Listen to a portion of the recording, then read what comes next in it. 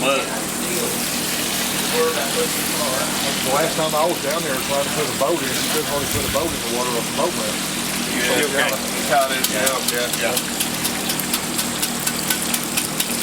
We keep those little boats around a lot.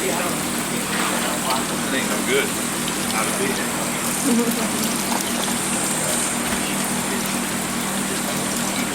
Is it good? It's like a Good bath. fish. I was telling Herman all about our striper trip. Oh yeah? Yeah. I seen that big old green with that big stripe. Yep. That was fun. I said that was fun. Yeah, I bet it was. That's his personal bathroom. I got two up there and one up in Couldn't get him in, huh? It took a little bit. Yeah. Left the bottom for a while. I knew as soon as he hit it, I had a good one. I bet you did.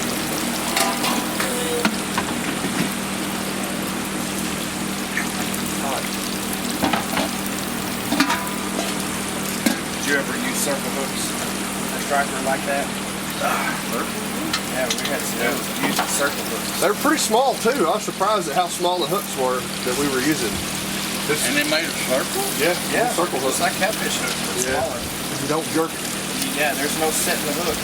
So we drop it all the way down, 3 times off the bottom, set it in the rod holder. Then when the tip of the rod holder hit the water, you 1, 2, 3, then you take the rod out of it. Yeah. So there was no jerking. Just 2 or 3 times at the beginning, I'm grabbing it, and you miss it, nothing. Yeah. So just literally, you have to be careful with this. 1, 2, 3, and then it's set, and you're good to on. Yeah, I kept wanting to hold on to my pole, you know. He said, no, he said, you'll lose it if you hold on to the pole. So just put it in the rod holder. Told you how to do it.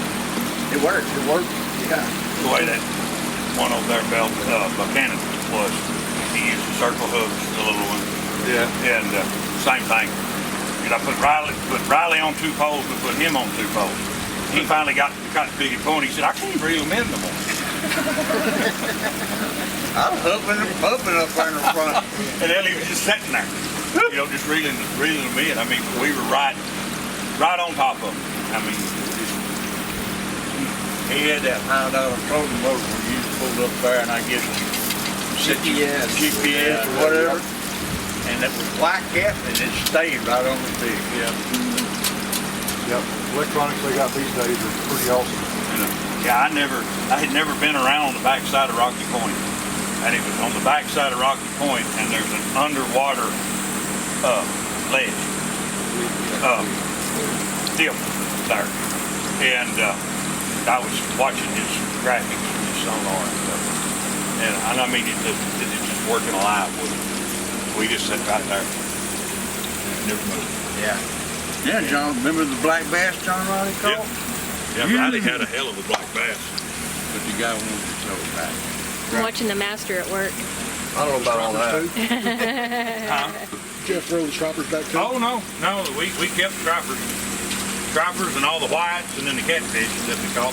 Yeah, we went up in the cold and throwed out some of them floating buoys with the hooks on it, and bait, had the shed on it. Well, when we got through catching all the hydrants and stuff, the stripers, we come back and pull in with them catfish. He had a big ice chest full. That guy is the guy who cleaned fish that he give out, and Jonathan would do it, so he give out, and then Jeremy would do it. They just swapped that cleaning all the fish. Using an electric fillet knife until the damn thing got so hot you couldn't hold it in your hand. Yep. You'd have to set it down and grab another one and go use it now. We had fish out in the water too. Yeah. These days, as much as all that crap costs, you know, boats and motors, all the electronics and ships, it's cheaper to pay a guide to go out and catch a mess of fish than it is to try to. It is. Yeah, that's what we were talking about. I bet our guide had $5,000 worth of extras, fish finders, trolling motors, and all his stuff. He had, that Garmin live scope on his boat that we only used really once. But You can see the hook and line. yeah, Watch In it the drop water. down in the water and see it drop we it down. got on see this the fish giant come up school. to the hook. We got on this giant after we were pretty much done catching. We went to like a 3rd or 4th spot. And he found a big school, and it fish finder. I mean, you just see this giant school, and the guide's like, "Man, these are all big stripers." And he dropped our baits down. We couldn't get a fucking bite. And so then he turned his live scope on, which is like fucking live TV. You can actually see the fish swimming.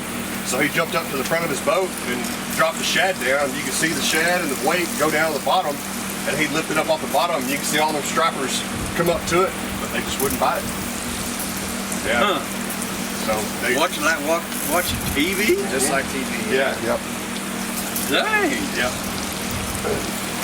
And he had on his screen, on his monitor, on the fish finder, there was 5-foot squares. He said each square represents 5 foot of length underwater.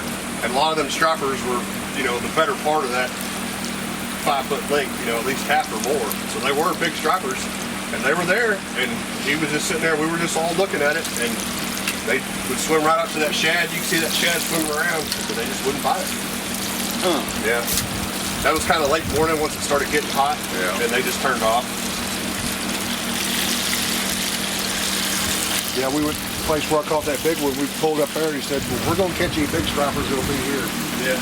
Sure enough, we caught the only one. That was the only fish we caught on that hole. Yep. Yeah. Well, you was happy. Hell yeah. Yeah. I caught my fish for today. I'm going home. Was it good eating? I think some of it, yeah, it is good. I still like haven't eaten striper. it of mine yet. It's still all in the freezer. Yep. We had striper one time and then we had catfish next time. A week or so ago. Your grandma to eat any? Yeah. She likes fish. Good. Yeah, if she didn't like fish, she was in the wrong place. I'll pack myself a cooler. I got something else to eat. All right. I'm just kidding. Another load. Sir, dump it in there. That's the last of it? That's the last of it. All right. Hope there's enough. Ask Angie if she would send out the hush puppy. Please, sir. Fried. And the fries, yeah. And the mountain oysters. I told you, I ain't eating that shit and I ain't cooking. Good stuff. They're pretty good, man. They're good. Dog food.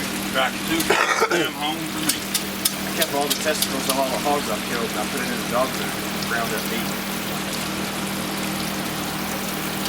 They probably like it. Oh, they love it. Yeah. They don't know. I just make little ground up hamburger patties of all the organ meat, a lot of fat. It's probably like 70% fat, 30% protein. Super duper fatty. I just make hamburger patties out of it, 10 ounce hamburger patties, and I'll feed them that in the evenings. How many does it take? For them big gulp. Well, I do one for all three of them, one per dog. So there's 300 pounders, so I do one patty per. So like a 10 pound package of my ground meat will last like a week and a half for 3 dogs. And that's just feeding them once a day. I give them dry dog food in the mornings. You got 3 of them now? We got 2 of the Pyrenees. Oh, okay.